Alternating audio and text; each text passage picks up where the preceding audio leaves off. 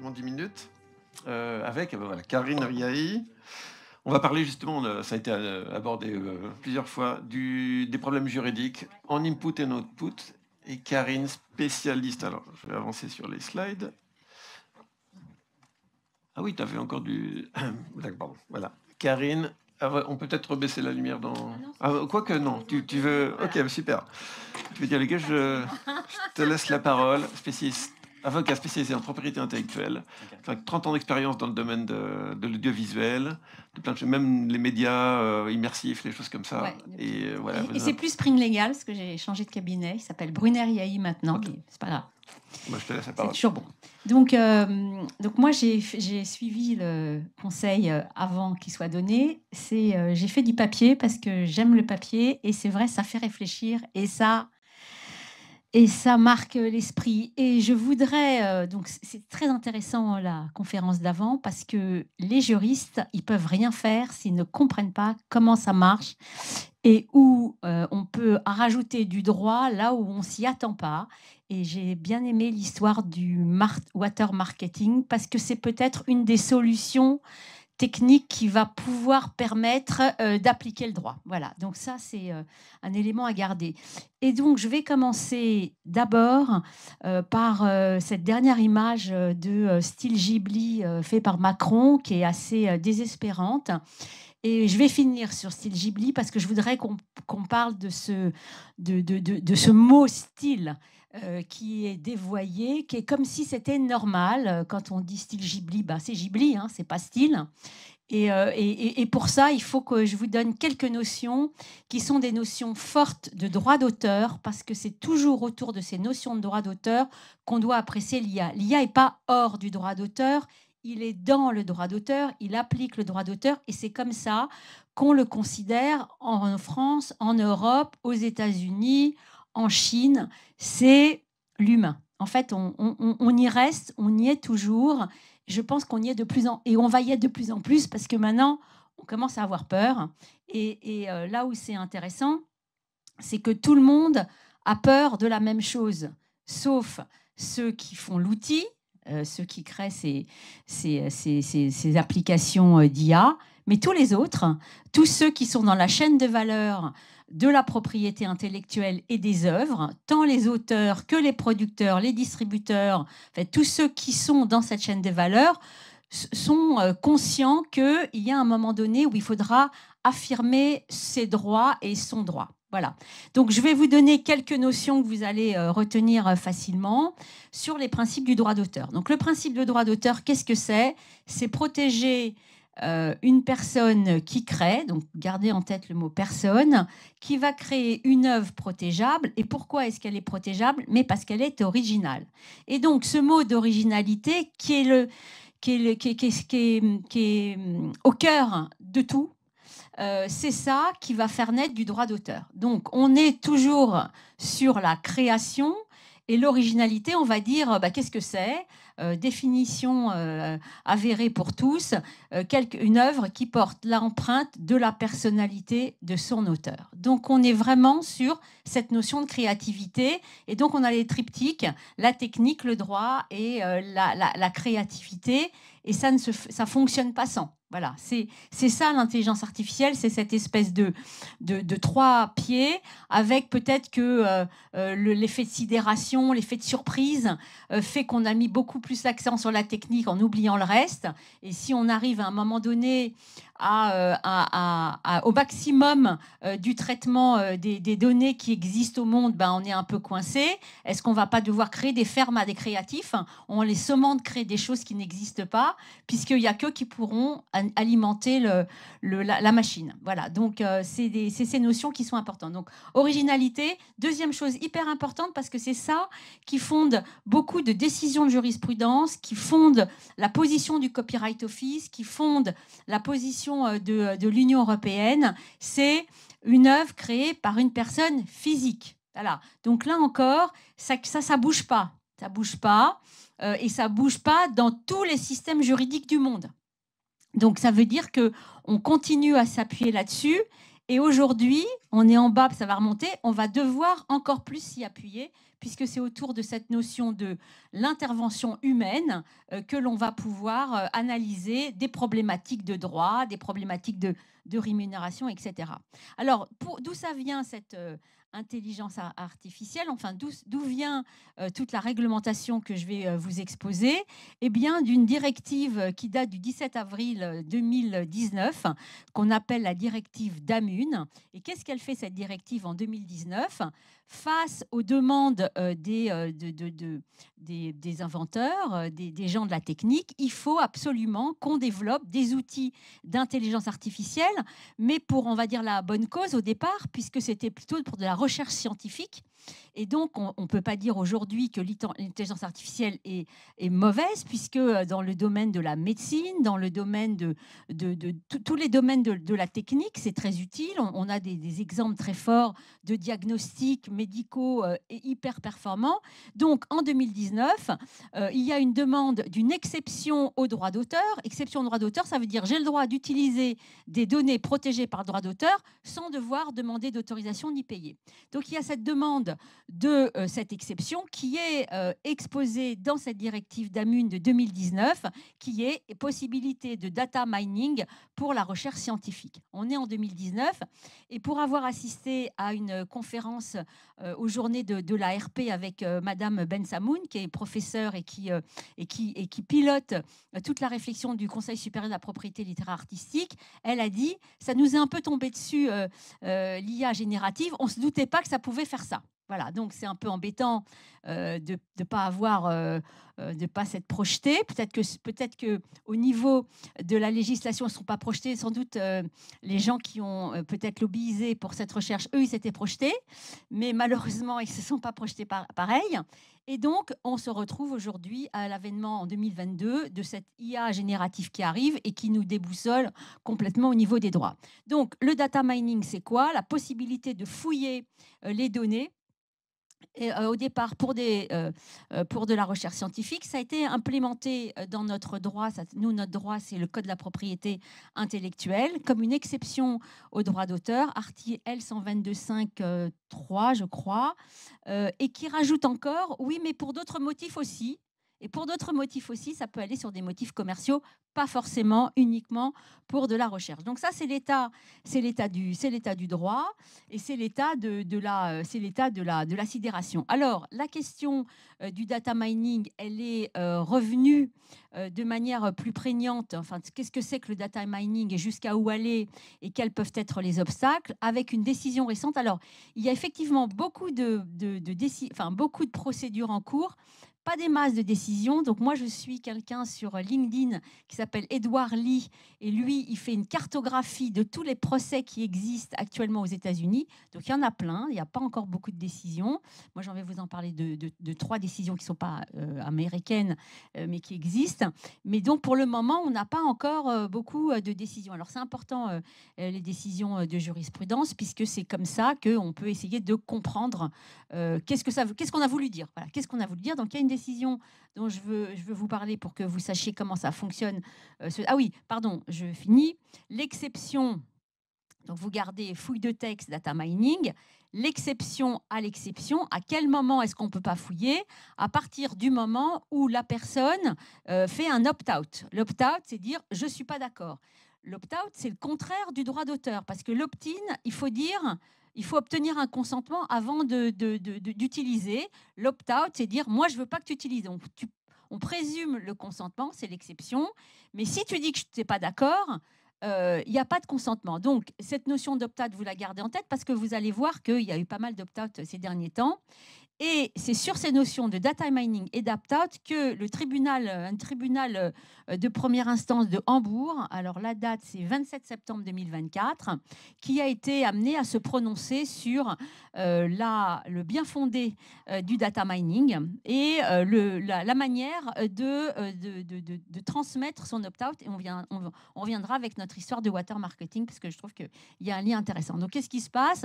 On est avec un moteur, on est avec une association à but non lucratif qui va utiliser l'IA et donc il va utiliser des bases de données immenses.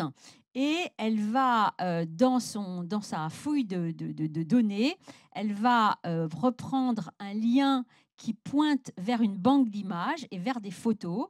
Et donc, il y a un des photographes qui a cette photo dans cette bande d'images qui fait une procédure en disant j'ai fait un opt-out et vous ne pouvez pas utiliser, vous ne pouviez pas faire cette fouille de texte. Et le tribunal de Hambourg valide la fouille de texte en indiquant que c'est pour des recherches scientifiques. C'est effectivement une association à but non lucratif, donc il n'y avait pas cette... et encore si ça avait été avec l'élargissement du motif, ça aurait marché. Mais en tout cas, il relève que c'est une association à but non lucratif. Donc elle pouvait utiliser cette exception de fouille du texte tant qu'elle voulait. Donc là, on a le rôle de la jurisprudence. J'interprète ce texte. Alors, ce texte, c'est une directive européenne qui a été mise dans tous les systèmes juridiques européens. Mais elle va se positionner sur l'opt-out, et ça, c'est intéressant.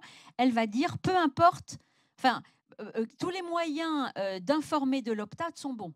C'est-à-dire qu'on ne doit pas le faire dans un certain langage, l'insérer d'une certaine manière, et si on ne l'a pas bien fait, tant pis. Non. Elle va dire, non, l'opt-out peut être formalisé de n'importe quelle manière, et ce photographe l'avait bien formalisé, et elle était d'accord pour l'exception, mais elle est d'accord pour l'exception de l'exception, et elle va dire le opt-out, on peut le dire de n'importe quelle manière, et donc elle soulève le fait que si, par exemple, le mettre dans des conditions générales d'utilisation, quand on a son site internet, etc., dire d'emblée, je fais un opt-out, on est obligé de tenir compte, et si on retrouve, comme on a vu Disney et Mulan dans une photo, on retrouve sa référence, on a de quoi faire une action en justice sur le même modèle que celle qui a été menée devant le tribunal de Hambourg. Donc, on a quand même, parce que l'intérêt aussi, et ce qui me frappe, c'est qu'en fait, le droit réagit quand même plus vite qu'avant. Avant, c'était très, très long. Là, c'est pas si long, puisque on a un règlement IA Act. Alors, qu'est-ce que c'est qu'un règlement par rapport à une directive? Le règlement, c'est un texte européen qui s'applique pareil dans tous les pays de l'Union. C'est un peu comme le RGPD, hein, c'est un règlement.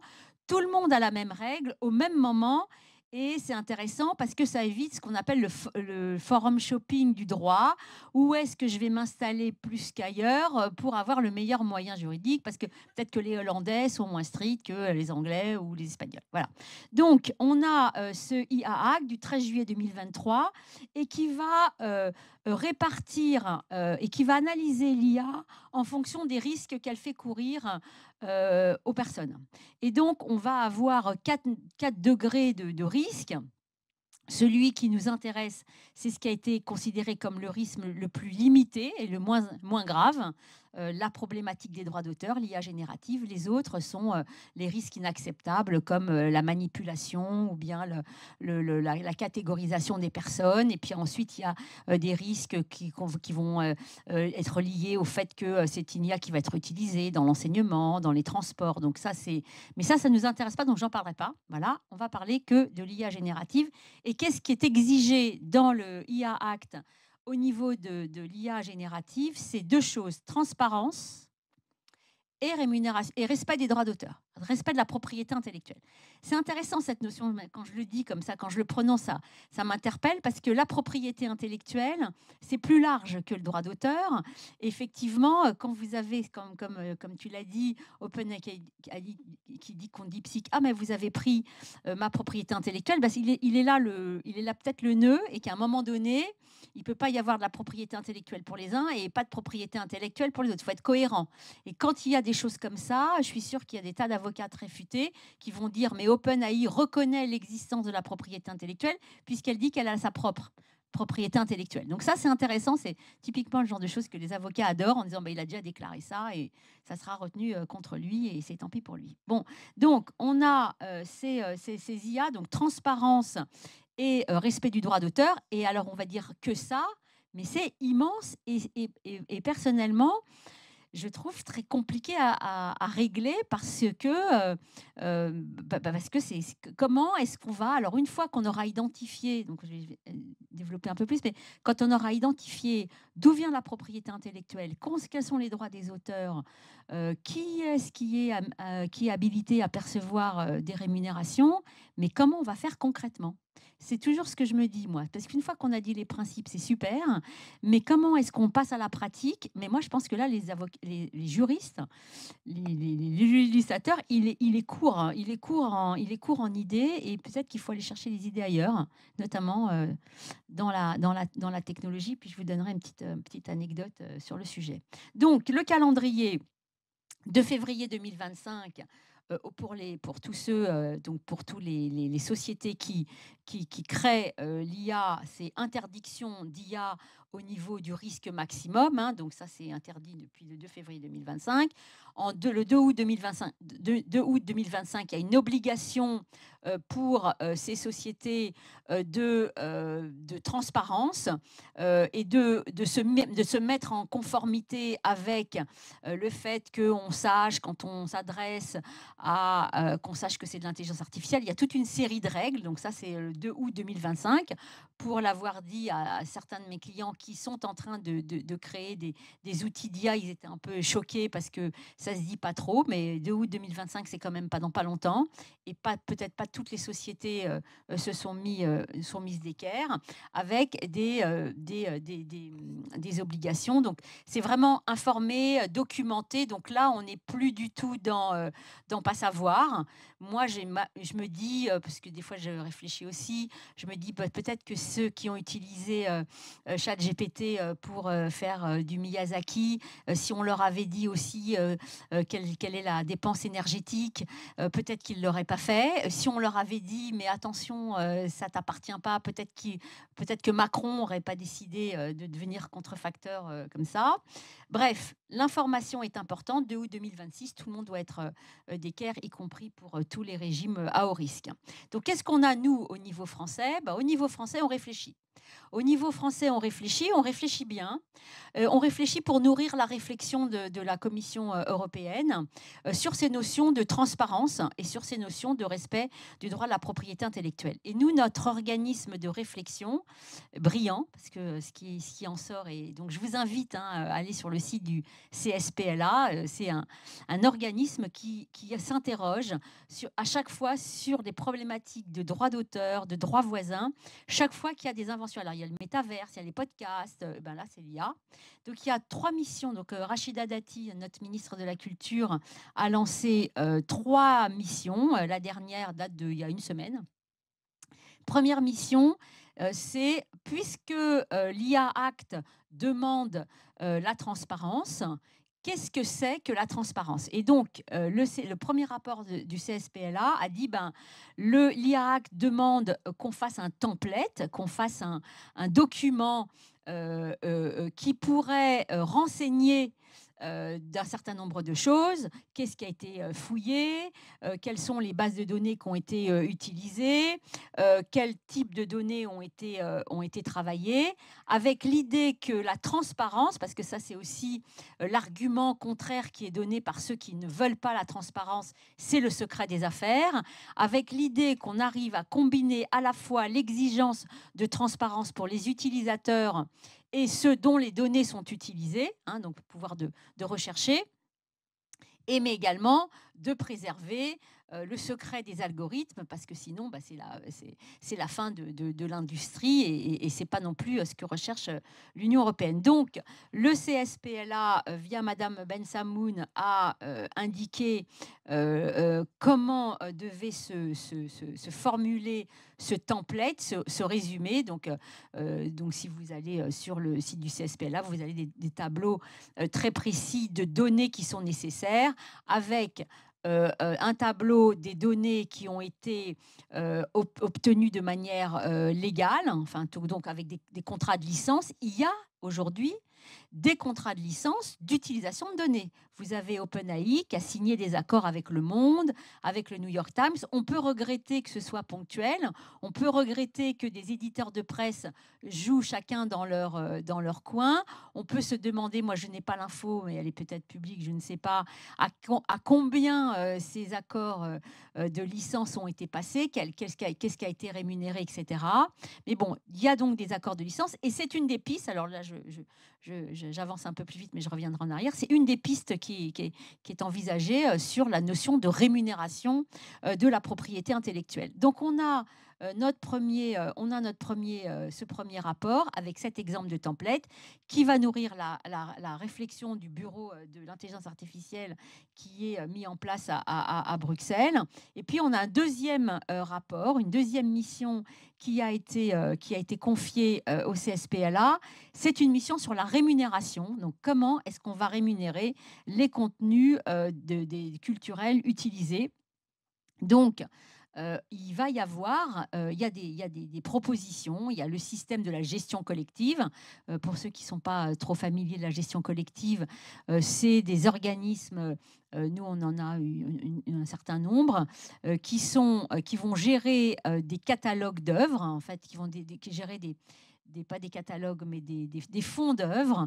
Chaque type d'œuvre a sa société de gestion collective, la SACD, pour la fiction, la SCAM pour le documentaire, la DAGP pour tout ce qui est œuvre graphique, la SACEM, bref, il y en a 6 ou 7. Et puis des syndicats qui sont donc très bien représentés par Amanda Anime France. Et donc, système de gestion collective. Et moi, je serais intéressée de voir comment est-ce que... Alors, parce que collecter, c'est facile. Enfin, en tout cas, ça nécessite des accords. Répartir, je suis... et ça, c'est la vraie question. Je suis super preneuse. Alors, est-ce qu'il y a des pistes peut-être de blockchain? Est-ce qu'il y a des pistes de marquage? Est-ce qu'il y a il y a peut-être des pistes plus larges que celles auxquelles on pense aujourd'hui. Donc, voilà, moi, je suis très preneuse d'infos là-dessus parce que je trouve que réfléchir là-dessus, c'est immense. Il y a des systèmes de licence légale. Moi, je suis dans le métier depuis longtemps et donc cette notion de licence légale, on l'avait déjà évoquée au moment d'Internet. Puis on a dit non, non, non, non, non, donc on va faire des licences de gré à gré. Et donc ça revient, parce que quand il y a une masse de droits utilisés comme ça, comment est-ce qu'on peut continuer avec du gré à gré? Est-ce que tout le monde va être au même niveau de la négociation? On ne négocie pas pareil quand on est MGM ou Amazon que quand on est un petit auteur qui va faire son œuvre tout seul. Donc c'est voilà, les réflexions. Donc ça, c'est aujourd'hui, le CSPLA réfléchit à des options qui sont sur la table. L'avantage du CSPLA, c'est qu'il ne réfléchit pas tout seul, donc il interroge tous les intervenants du secteur, les industriels, les auteurs, les sociétés de gestion collective, les économistes, bref, ils font vraiment un panorama, ils écoutent tout le monde et ensuite ils font des propositions qui ne sont pas des propositions que juridiques, mais qui sont des propositions également avec ce qu'on leur donne. Et on attend le résultat en décembre 2025. Ce n'est pas dans longtemps, mais ce n'est pas tout de suite non plus.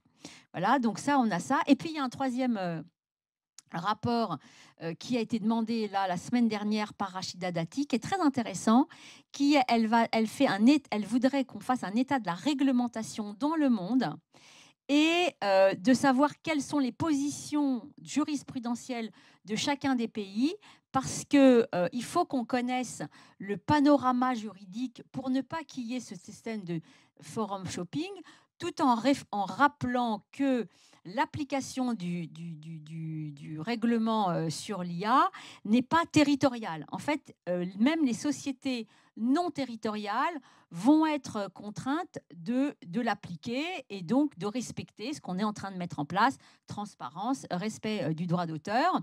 Et c'est très très bien ce que tu as dit aujourd'hui, c'est qu'on est copié et c'est très bien, c'est-à-dire qu'on met en place des règles qui sont des règles, on va même dire du bon sens, parce que si on imagine que par exemple les détenteurs de grands catalogues d'œuvres, les studios, les Amazon, les Netflix, est-ce qu'ils ont envie que le droit d'auteur ou le copyright disparaisse? Ben non, parce que si ça disparaît, ben eux, leur valeur disparaît aussi. et tout est libre. Et quand tout est libre, il n'y a plus d'économie et c'est pas du tout ça.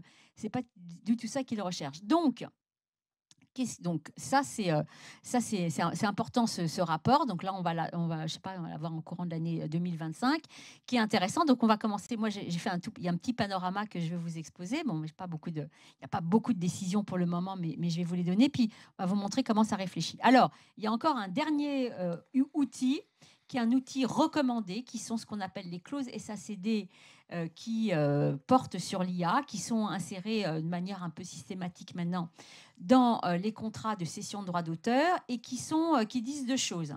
Qui disent un auteur ne peut pas être obligé de travailler sur l'IA, ça c'est la première des choses. S'il ne veut pas, il doit donner son consentement. Et il doit aussi donner son consentement s'il veut qu'on utilise son œuvre pour l'IA.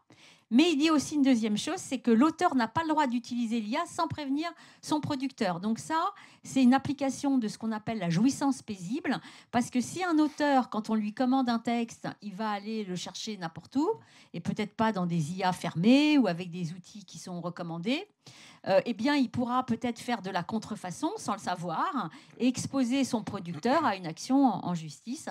Donc ça, c'est important. Et un troisième point, après, il y en a 5 des clauses, mais pour moi, les saillantes sont celles-ci, c'est qu'on autorise le producteur, enfin l'auteur autorise le producteur à utiliser l'IA pour des questions de promotion, de production et d'exploitation. Donc, ils autorisent le producteur a utilisé l'IA comme un outil, c'est-à-dire un outil. Et moi, j'ai vu l'outil pour la promotion des ventes dans les marchés, où il y avait une réunion du syndicat des distributeurs.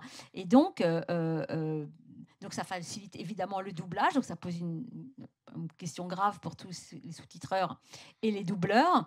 Mais moi, j'ai déjà vu, donc il y avait c'était chez Fédération, je crois, le vendeur chez Fédération, il expose la vente de son dessin animé, il parle japonais comme un japonais, lipping parfait.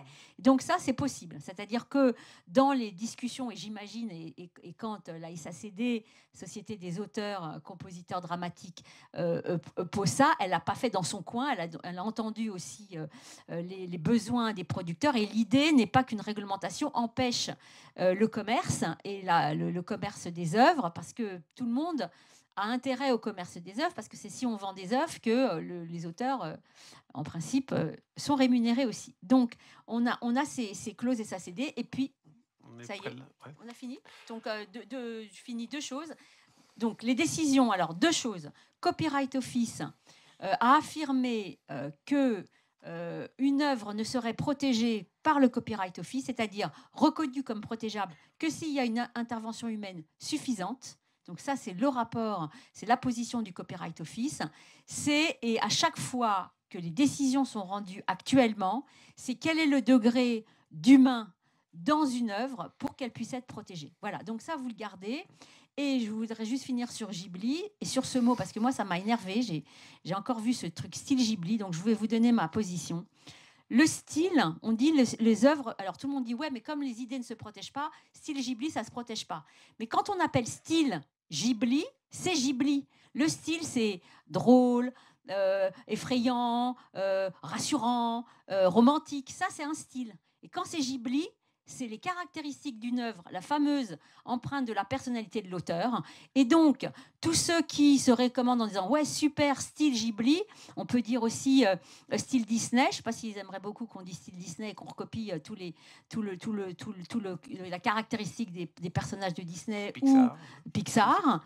Voilà, donc ne vous laissez pas prendre, et c'est ça qui est insidieux.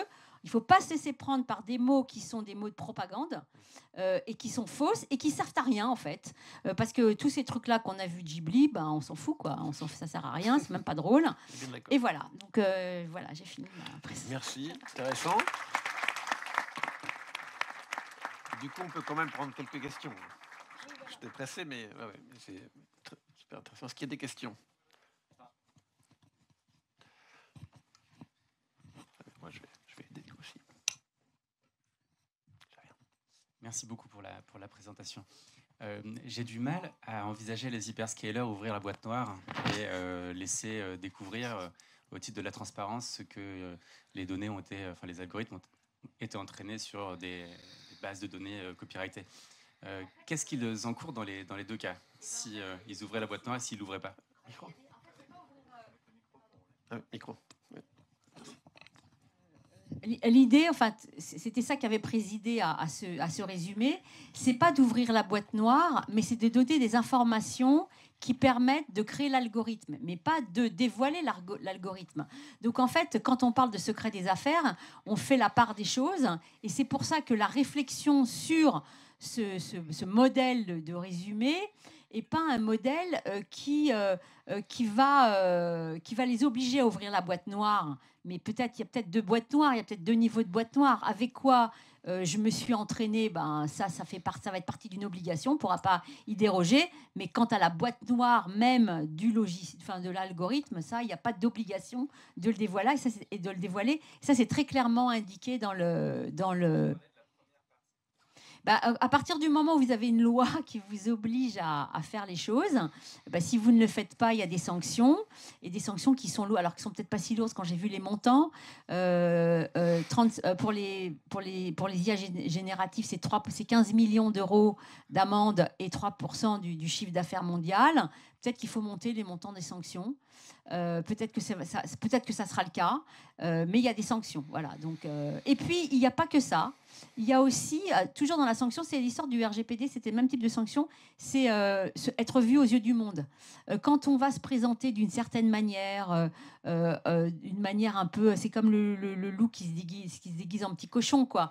Il y a un moment donné, ou même quand on se déguise, on voit qu'on a des grandes oreilles, et en termes d'image, il y a un moment donné, l'image fait quelque chose. Voilà. Et donc, c'est quand on dit, nous, on tient à ce que le droit soit respecté, les créateurs aussi, peut-être qu'on n'aura peut-être pas envie de dire on a eu des sanctions parce qu'on a violé, on n'a pas respecté la loi. Un effet PR, on va dire. Dernière question. Oui, vous pouvez revenir sur l'idée de licence légale versus licence gré à gré. C'est intéressant de voir les business models que ça peut offrir. En fait, donc, la licence légale, c'est un système qui permet l'utilisation des œuvres sans demander d'autorisation séparée. Et contre une rémunération. Donc, c'est un système de paiement, mais pas d'autorisation. Ça, c'est la licence légale. Et la licence de gré à gré, c'est des contrats de personne à personne. Le gré à gré, c'est contrat de gré à gré. Par exemple, je veux entraîner mon IA sur tout le catalogue Amazon. Eh bien, je vais prendre un accord avec Amazon. Je vais lui donner une somme d'argent et elle va me donner une autorisation globale. Et ça, mais c'est individuel. C'est ça, le gré à gré. La licence légale, en général, elle est de manière... La licence légale, elle va couvrir un périmètre d'œuvres très large. Ça peut être toutes les œuvres qui vont être utilisées dans le cadre de l'IA vont être sous un régime de licence légale. Je ne sais pas si c'est ça qui va être adopté, mais voilà combien les gens vont recevoir. Et elle a raison de dire non, parce que comment on répartit, c'est absolument impossible. Donc, mais c'est des pistes. En fait, quand on dit des pistes, on dit qu'est-ce qu'on a entre les mains. On a essayé la licence légale, est-ce que ça marche? On a essayé la licence de gré à gré, est-ce que ça marche? Est-ce que la licence légale, si je dis quelque chose, peut-être un gros mot, mais la gestion collective, c'est un système de licence légale. Alors, ce n'est pas vraiment une licence légale parce qu'on sait à qui on s'adresse, mais dans l'absolu, c'est un système mais qui est facile à gérer parce qu'il n'y a pas tellement d'interlocuteurs. On n'en a pas des masses. Et puis, il y a 7-8 diffuseurs avec qui on discute. On détermine une rémunération et on dit, voilà, c'est ça qui s'applique. Ça, c'est un système de licence légale, la gestion collective. Ce n'est pas vraiment la licence légale, mais ça ressemble. Et de gré à gré, c'est on va voir les gens indépendamment. Il y avait une autre question? Oui, c'est moi. Oui, je reviens sur l'image Ghibli. Moi, ça fait 17 ans que je travaille dans l'animation japonaise. L'image que j'ai vue, c'est pas style Ghibli. C'est pas style Miyazaki non plus. Il n'y a ni le décor, ni le personnage qui parle de Miyazaki ou de Ghibli. On est dans de la japanimation classique et difficilement identifiable d'ailleurs. Donc je vois pas très bien où se pose le problème sur cette image en particulier. Eh bien, Ghibli. Le mot d'avoir dit Ghibli, on aurait dû dire style japonisant. Et là, on est bon, on est dans du style. Mais dès qu'on dit Ghibli, on donne une valeur complémentaire. En fait, la question, c'est la question du nom et de la marque. Dès que vous vous revendiquez de quelque chose d'emblématique où les gens ont quelque chose à voir avec du Miyazaki et qui ont envie de se l'approprier parce qu'ils se sentent bien avec, et ben c'est d'avoir ajouté Ghibli à l'histoire. Oui, c'est ça qui est choquant. Si je poste une image de Londres et que je dis je suis à Paris... Bah, Paris, c'est pas... mais Paris, c'est pas une œuvre. Paris, c'est une ville. Hein. Non, mais c'est faux. Oui, mais ce que je veux dire, c'est c'est à partir du moment où on revendique un style, enfin une caractéristique d'une œuvre, les gens ont été, je suis sûre, sur OpenAI pour dire j'ai envie d'avoir une image à la Ghibli. Et pourquoi ils disent à la Ghibli, ça veut dire j'ai envie d'avoir une image japonisante. Je suis sûre qu'il y aurait la moitié des gens qui n'auraient jamais fait leur truc. Ils disent on s'en fout, c'est sans intérêt. Je me permets de compléter, Amanda Borghino, je suis DGA donc d'Anime France. Merci Karine d'avoir fait ma promo avant même que je parle cet après-midi. Je voulais juste soulever en fait un point qui est très important dans ce que vous venez de dire, c'est que dans tous les litiges auxquels on aura droit dans les prochains mois et dont on est déjà témoin en fait depuis plusieurs mois, en réalité aux US principalement, peu en Europe. Il y en a un en ce moment, des éditeurs Micro. de livres contre Meta. Absolument. Sur l'utilisation d'une base de données des livres, de 250 000 livres, dont certains ont identifié que c'était vraiment leurs livres. Voilà, il y a un procès actuel en France. Et ça soulèvera 2 points juridiques principaux. Le premier, c'est la présomption d'utilisation. C'est-à-dire que quand on dit style Ghibli, c'est qu'on présume en fait que les œuvres Ghibli pour lesquelles on s'est inspiré pour créer le prompt ont été utilisées. Ça, c'est le premier point. Et ça va être une de nos batailles juridiques à l'avenir face aux juges. Et le deuxième point, c'est la ressemblance. Et le point, je crois, juridiquement le plus difficile aujourd'hui à prouver pour les ayants droit, c'est qu'il va falloir qu'on prouve que ce que vous aurez obtenu, parce que vous dites, mais c'est très subjectif, que ça n'est pas du Ghibli, mais vous êtes un expert, donc je ne me permets pas de jouer sur votre terrain, c'est que ça ne ressemble pas, sauf que moi, tous les professionnels qui m'en ont parlé jusqu'à maintenant m'ont dit c'est un drame absolu, parce que ça ressemble beaucoup trop en fait à Ghibli, et que maintenant le travail qu'on va devoir mener, c'est à quel point c'est ressemblant. Et la ressemblance va être, je crois, une des problématiques clés. Je me permets juste...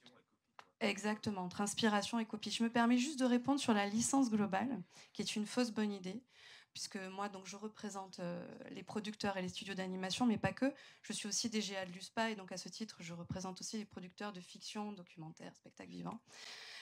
Et en fait, ce qui relève aujourd'hui la principale problématique de la mise en œuvre de la licence globale, qui est effectivement un forfait payé pour tout le monde de la même manière, les détenteurs de petits catalogues ou de gros catalogues qui seraient effectivement linéarisés sur l'ensemble du secteur français aujourd'hui, est extrêmement asymétrique, contrairement à la gestion collective.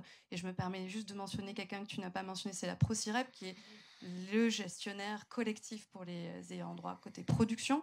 Donc en fait, aujourd'hui, la problématique de la licence globale, c'est qu'elle ne rémunère pas les ayants droit de manière raisonnable et proportionnée au regard de la valeur de leurs actifs. D'ailleurs, quand j'ai les ayants droit, c'est autant les auteurs, les réalisateurs que les producteurs, que d'ailleurs les artistes-interprètes, qui eux ont leur propre OGC qui est la LAMI.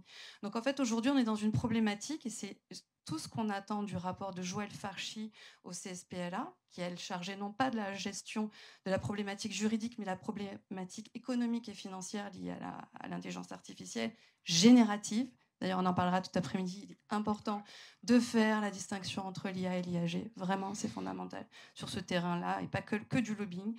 C'est qu'elle va prouver, et moi je le sais, Joël va y arriver, que la licence globale n'est pas la bonne solution et qu'il faut qu'on trouve une voie entre non pas la gestion collective absolue, qui est, tu l'as très justement rappelé, extrêmement difficile, compte tenu des milliards de data qui sont aujourd'hui utilisés pour créer des prompts, mais une voie médiane, et c'est ce sur quoi on travaille au sein de la ProCirep, et je vous en parlerai cet après-midi. Et pour ajouter sur la notion, parce que quand on est sur licence globale, c'est comme si on retire le droit d'auteur et on ne pense que quelque chose qui se paye. Or, la notion de droit d'auteur, c'est autorisation, paiement. Il y a deux stades. Donc, c'est pour ça que je disais que c'est encore là. Toujours, c'est l'espèce de serpent de mer qui revient à chaque fois qu'on dit il y a des masses de données, comment on fait. C'est la paresse intellectuelle en vrai, parce qu'il faut vraiment réfléchir et trouver des solutions. Vous allez pouvoir en discuter autour d'un café. Je vois qu'il y a plein d'autres questions. Donc, merci beaucoup, ça veut dire que c'est un vrai sujet. On se retrouve dans 10 minutes. Vous entendez la petite clochette et ça reprend.